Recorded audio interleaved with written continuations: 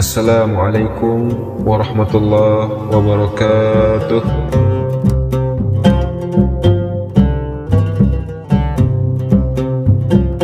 Awal mula daripada permusuhan manusia dengan iblis adalah semenjak zaman Nabi Adam alaihissalam. Saat iblis kemudian membangkang untuk sujud kepada Adam. Bahkan dalam Al-Quran beberapa kali Allah Subhanahu wa Ta'ala mengkisahkan awal dari permusuhan manusia dengan iblis melalui kisah Nabi Adam.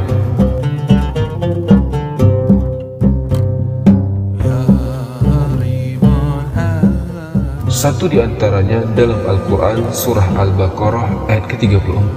Allah berfirman, kata Allah Subhanahu wa Ta'ala, dan ingatlah ketika kami berfirman kepada seluruh malaikat, ketika Allah memerintahkan seluruh malaikat untuk sujud kepada Adam. Seluruh malaikat taat kepada Allah, sujud di depan Nabi Adam alaihissalam, kecuali iblis. Semua malaikat sujud kepada Adam kecuali iblis. Iblis, dia menyombongkan diri dan dia termasuk kelompok orang-orang kafir. Yang dimaksud sujud di sini bukan sujud ibadah, karena sujud selain kepada Allah itu hukumnya haram. Sujudnya para malaikat dengan seluruh makhluk yang ada di surga kepada Adam adalah sujud ihtiram, yakni sujud sebagai bentuk penghormatan atas keutamaan yang Allah limpahkan kepada Nabi Adam. Karena memang Adam ini makhluk baru, sedangkan iblis, malaikat, sudah diciptakan ribuan tahun yang lalu sebelumnya. Tetapi Adam diciptakan dalam kondisi yang serba lengkap, tidak seperti malaikat.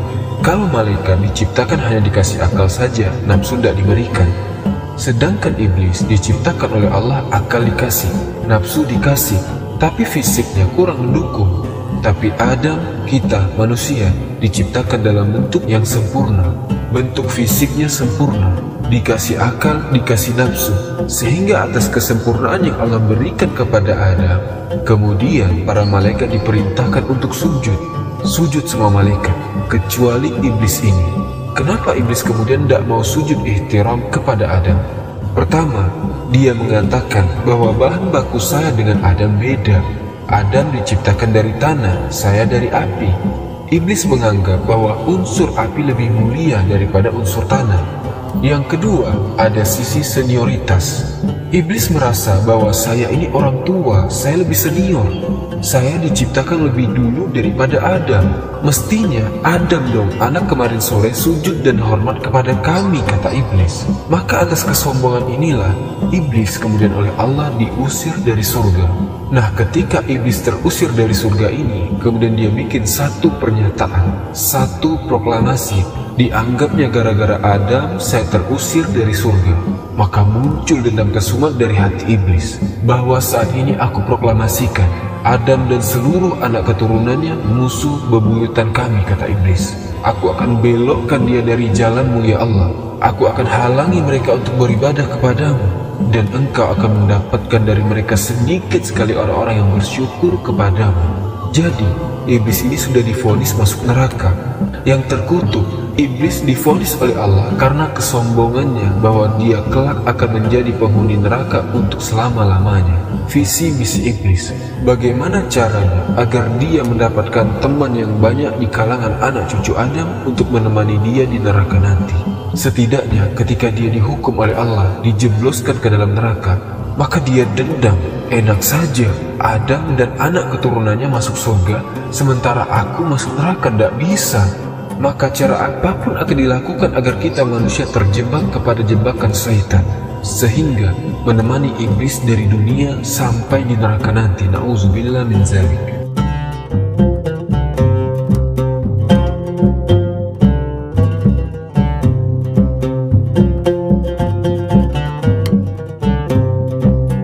Ada satu keterangan Umar bin Khattab bahwa namanya iblis ini memiliki 9 keturunan, yang masing-masing keturunan ini memiliki tugas yang berbeda-beda.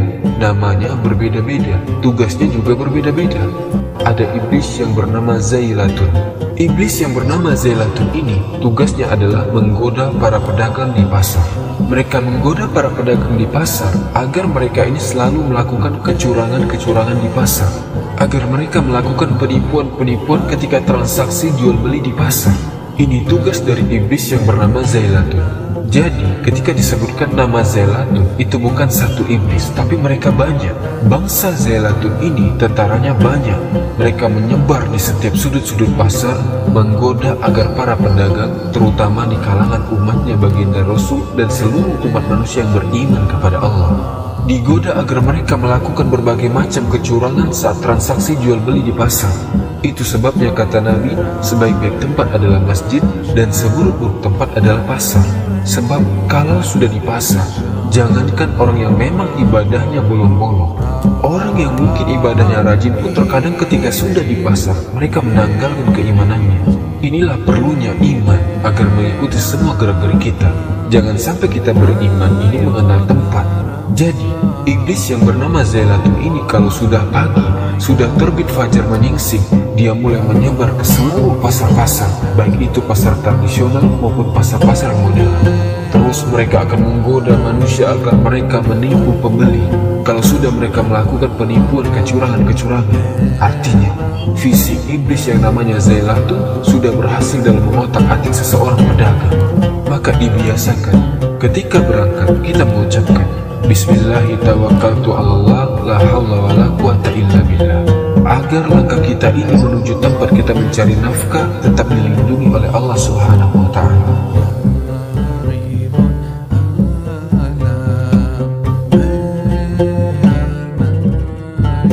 Yang kedua, ada iblis yang bernama Wawasim.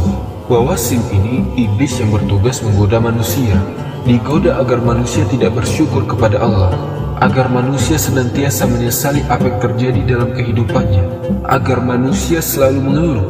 Walaupun mengeluh ini merupakan tabiat dari seorang manusia, bahwa Allah ciptakan manusia dalam kondisi yang selalu serba mengeluh. Tetapi mengeluh-mengeluh yang sifatnya tidak wajar, ini yang menyebabkan iman kita menjadi keropos. Yang Allah berikan kepada kita, ikhwatan, semua merupakan bentuk ujian. Bahagia itu ujian, kesedihan itu ujian, sengsara itu ujian, keberuntungan itu ujian, miskin itu ujian, kaya itu ujian, jadi pejabat itu ujian, jadi rakyat juga ujian, karena hakikat daripada hidup adalah ujian. Jadi mengeluh ini adalah salah satu sifat karakter manusia yang memang ditumbuh-tumbuhkan oleh iblis Wawasim ini. Agar apa? Agar dari mengeluh ini sedikitlah di antara kita yang bersyukur kepada Allah Subhanahu wa ta'ala.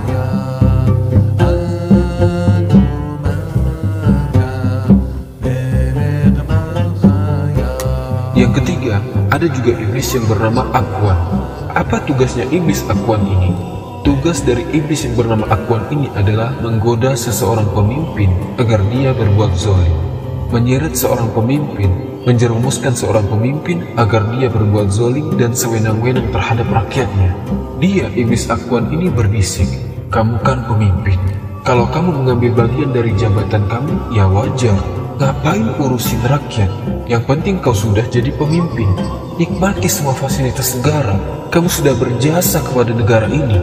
Kalau korupsi, ya wajarlah. Kalau kau sombong, engkau angkuh sewenang-wenang, ya namanya juga pemimpin. Pemimpin yang sewenang-wenang, dia dicintai oleh yang namanya iblis Akhwan ini. Termasuk ketika kita jadi pemimpin di rumah tangga kita. Kita para suami, sebagai seorang kepala rumah tangga, jangan sewenang-wenang terhadap anak kita, terhadap istri kita, karena mereka adalah titipan dari Allah dalam kehidupan kita yang harus kita jaga. Kita arahkan, kita didik mereka agar menjadi orang-orang yang membawa kita taat melaksanakan ibadah kepada Allah. Jangan jadi seorang kepala rumah tangga yang sewenang-wenang, mentang-mentang dia yang mencari nafkah, lalu sewenang-wenang, jangan. Inilah iblis Akhwan, iblis yang tugasnya selalu menggoda para pemimpin agar mereka berbuat zalim.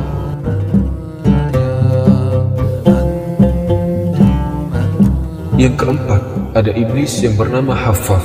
Iblis yang bernama Haffaf ini tugasnya agar orang suka meminum minuman keras.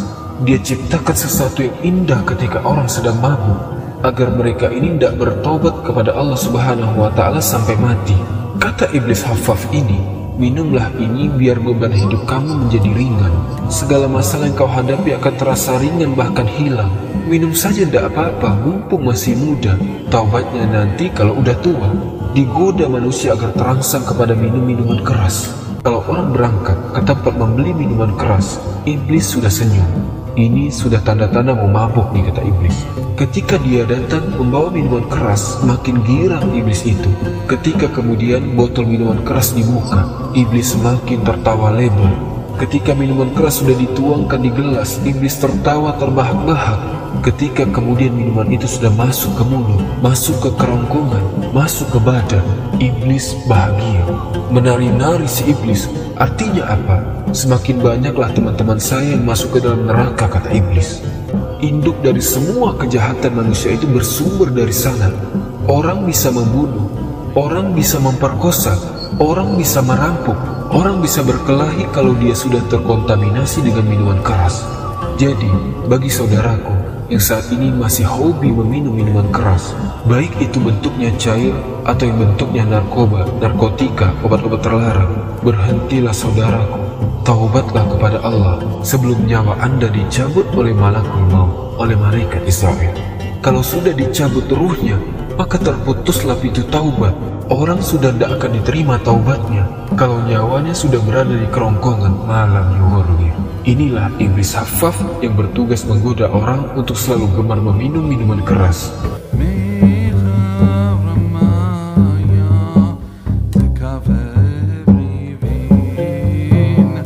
Yang kelima ada iblis yang namanya Wamurah. Tugasnya adalah menggoda para penyair, para penyanyi, agar dia membuat lagu, membuat syair yang isinya merangsang orang untuk berbuat dosa, berbuat maksiat.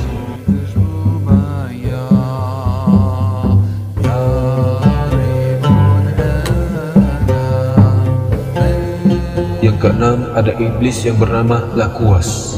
Lakuas ini adalah iblis yang ditugaskan oleh dedekotnya untuk menggoda orang untuk terus terbawa kepada lembah kesyirikan.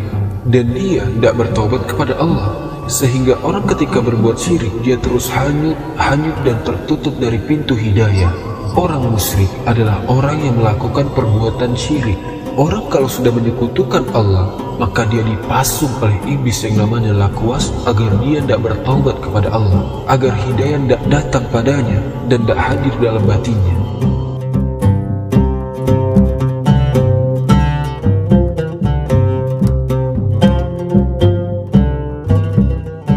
Yang ketujuh adalah iblis yang bernama Akwar. Akwar ini iblis yang tugasnya untuk membuat orang berbuat zina. Orang akan terlena oleh perbuatan zina. Zina ini oleh Akwar dihiasi dengan keindahan.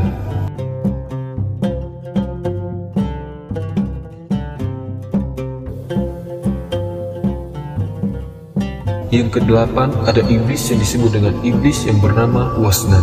Ini adalah iblis yang paling kurang ajar. Kenapa? Suka ngencingin orang ibadah. Juga iblis ini akan lakukan cara apapun agar kita ibadahnya itu terusik. Ini adalah tugas si iblis Wasnan.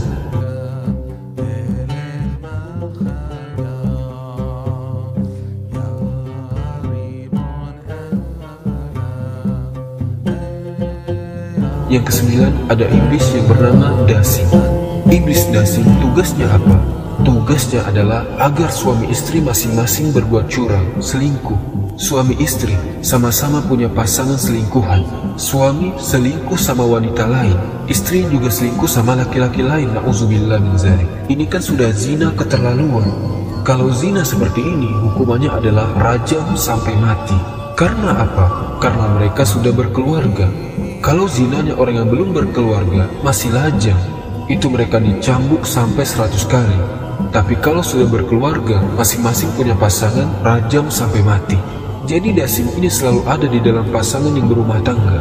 Si istri dihiasi matanya agar melihat laki-laki lain itu tertarik. Sang suami dipoles matanya agar dia melihat perempuan lain tertarik. Nah, kalau sudah tertarik kemudian mereka pecah, masing-masing selingkuh, maka berhasillah iblis yang namanya Dasing ini menghancurkan rumah tangga mereka. Inilah beberapa keturunan nama iblis dan tugasnya. Semoga kisah ini ada manfaatnya. Wallahu ta'ala alam. Assalamualaikum warahmatullahi wabarakatuh.